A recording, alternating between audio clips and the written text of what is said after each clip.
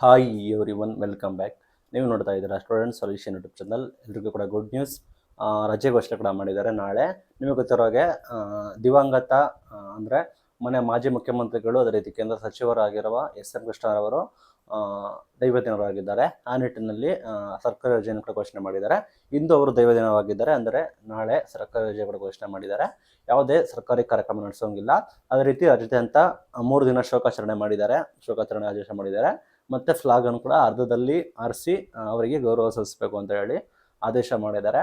SM. Krishna ಬಂದ್ಬಿಟ್ಟು ಮೂಲತಃ ಮಂಡ್ಯದವರು.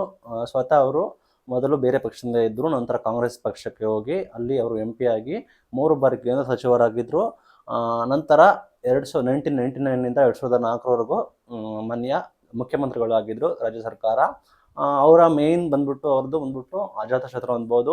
ರಾಜಕೀಯವಾಗಿ ಯಾವುದೇ ರೀತಿ ದುರುದ್ದೇಶಗಳು ಇರಲಿಲ್ಲ. ಯಾರನ್ನೂ ಕೂಡ ಫುಲ್ಲು ರಾಜಕೀಯವಾಗಿ ಅತಂತ್ರ ಮಾಡೋದು, ಸೇಡಿನ ರಾಜಕಾರಣ ಕೂಡ ಮಾಡಿಲ್ಲ. ಮೇನ್ ಆಗಿ ಬೆಂಗಳೂರಿಗೆ ಬುನಾದಿ, ಈಗೇನು ಕರಿತೀರಾ ಬೆಂಗಳೂರು IT BT ಅಂತ ಕರೀತಾರ, ಅದಕ್ಕೆ ಬುನಾದಿ ಹತ್ತವರು ಅವರು.